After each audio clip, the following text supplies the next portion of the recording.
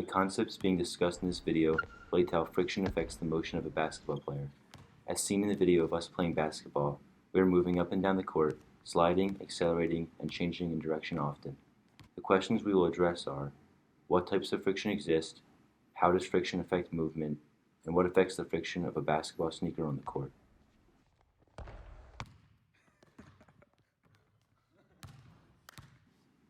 First, we will discuss what types of friction exist. There are two types of friction, static and kinetic. Static friction is the frictional force along two surfaces that are not moving relative to each other. When the maximum static friction has been reached and an object begins to slide across the surface, kinetic friction, a weaker frictional force, takes over. These types of friction can be represented by the following equations. Static friction is equal to mu s times the normal force, and kinetic friction is equal to mu k times the normal force. Mu s and mu k are the coefficients of friction, for static and kinetic friction respectively. The higher these values are, the more friction there is between two surfaces. N represents the normal force, which is equal to the weight of the basketball player when there is no vertical acceleration. The next question we're going to discuss is, how does friction affect movement? When a basketball player is moving along the court, there is static friction between their shoe and the floor. This is what allows the player to move. As the player pushes on the ground pushes back with a frictional force that pushes the player forward. If a player wants to move faster in a certain direction, they need to apply a stronger force against the ground in the opposite direction of the desired movement. This is because as the static frictional force is in the same direction of the movement and drives the acceleration of the player. Without the external force of friction acting on the player, it would be impossible for the player to move around the court, and they could not play basketball at all. As seen in the video, whenever a player wants to change direction quickly to lose their opponent, static friction will drive their change of direction. When their opponent is unable to stop and change direction, and they continue to slide in the court, kinetic friction is at play. This is because there was not enough static friction to stop their movement. Kinetic friction is in the opposite direction of the movement.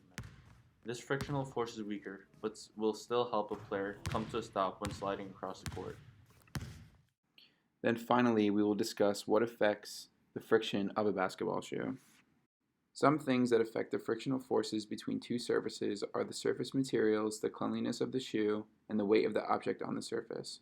Basketball shoes are often made with rubber designs to increase the shoe's grip and lead to higher coefficient of friction, which means more friction and therefore better traction for a basketball player.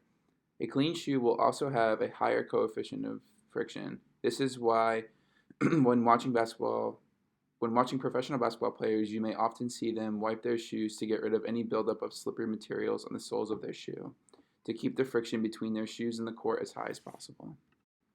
Lastly, a larger weight in the shoes will increase how much friction the shoe provides. This can be seen in the following equations. The weight of a basketball player is equal to mg, the mass of the player times gravity. When basketball players are standing still, N equals mg, so an increase in the weight is an increase in the normal force. This also causes an increase in friction, although when a player is moving there is some up and down acceleration, and it remains true that as the weight increases, so does the friction. 6:30. One more. Fancy play in.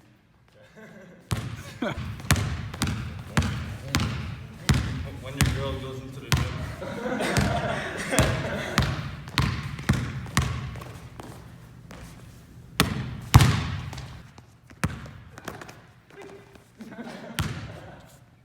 Perfect shots.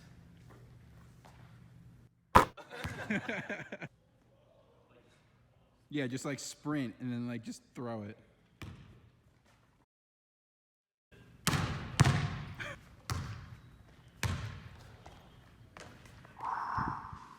Damn. That's for you. That's for you.